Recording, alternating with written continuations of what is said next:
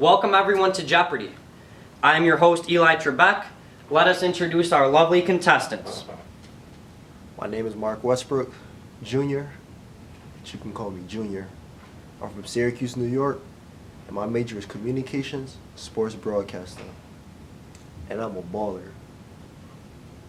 Hi, I'm Abby Hughes, and I'm from East Greenbush, New York, and I'm a Communication Studies major. Hi, my name is Tanisha Solomon.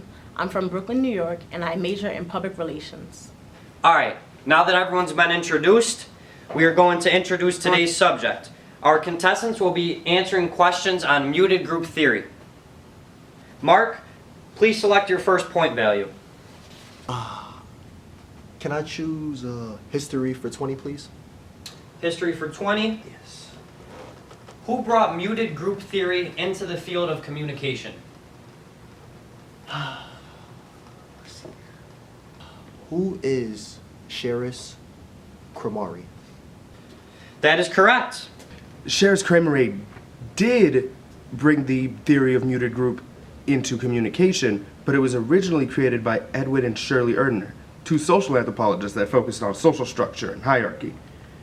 They noted that the top of the social structures determines the communication for the culture. So that's why you have muted groups and dominant groups.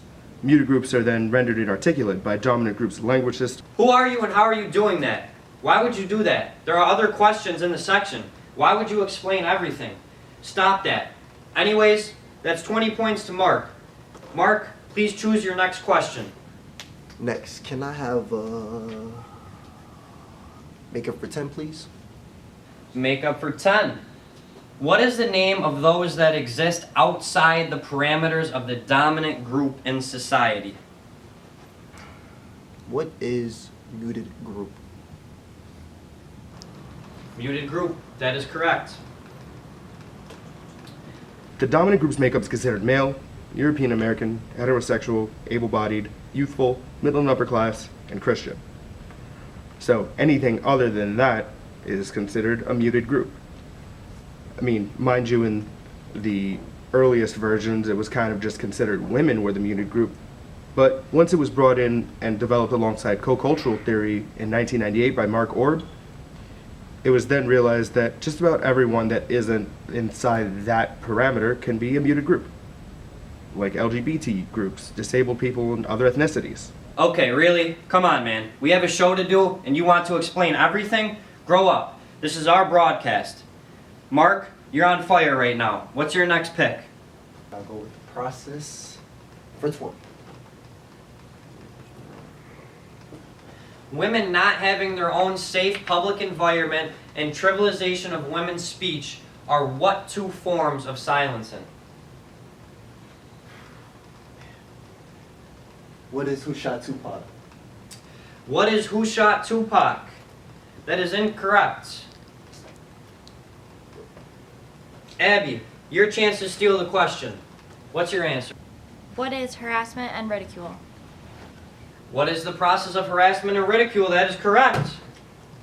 Harassment and ridicule are only 2 of 4 ways in which people are silenced. The 2 others are control, in which men are often deciders. They control the flow of information, making it easier for them to decide where conversation goes.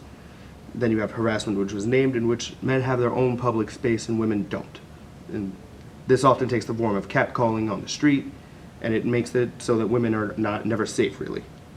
And you have ridicule, trivializing women's speech, making it just nagging or bitching or whining, and anything that would normally be considered a legitimate complaint by someone else is then just written off when it's said by a woman. Then you have social rituals like marriage, in which you have the men being given the women by the father. Maybe if we ignore it, it will go away.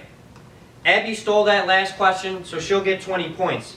We still have a game that's anyone for the taking, folks. Let's continue. Abby, your choice again. Process and resistance for 30. Process and resistance for 30. What is the second strategy of resistance against the process of silencing? What is muted group? That is incorrect. Tanisha, you'll have the chance to steal this question. Give it a shot. What is reclaiming, elevating, and celebrating women's discourse? That's one strategy. The actual first strategy is to name the strategies of silencing, and this makes the silencing accessible and a topic for discussion. A third strategy would be for women to continue to create new and more representative language for their experiences. Though this process is tough because language is malleable, and new concepts enter a culture, new words are created to describe them. And the last one is to make new media.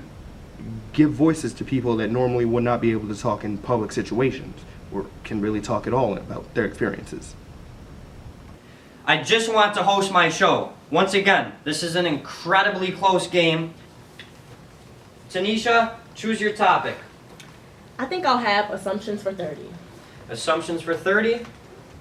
What is the first assumption?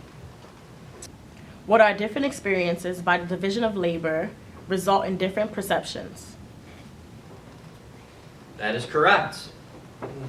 That is just one of the assumptions of muted group theory. You still have assumption 2, in which women find it difficult to articulate their ideas, as a man's experience is the dominant one, meaning a man's experience is valued and accepted over a woman's experience. This is why you often hear women talking about the glass ceiling they must overcome in a work-related hierarchy. And then you have the translation process that women have to go through when speaking in order to participate in a normal social life. This is why the term sexual harassment had not existed prior to the 1970s. It took time for women to create the term to make it known, to make the experience known. Okay, well, assumptions are off the board now. Thanks for that, really. Tanisha, go on. It's your chance to run away with the game. I'm about to win, so I'll take integration and critique for 20.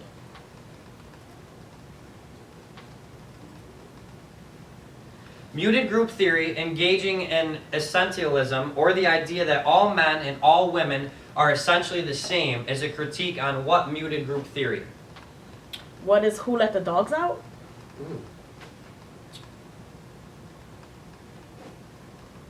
That's incorrect. Because it engages in essentialism, everyone's the same. Other theorists note that there are many other influences on communication rather than just gender, such as socioeconomic status, age, ethnicity, or upbringing.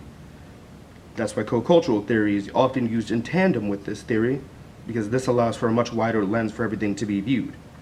You then also have that some say that it doesn't stand the test of time.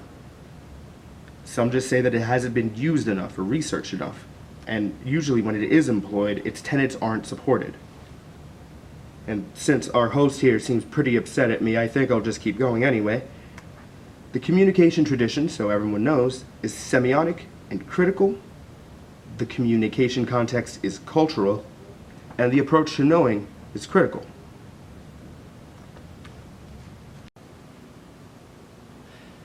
I'm done. I quit.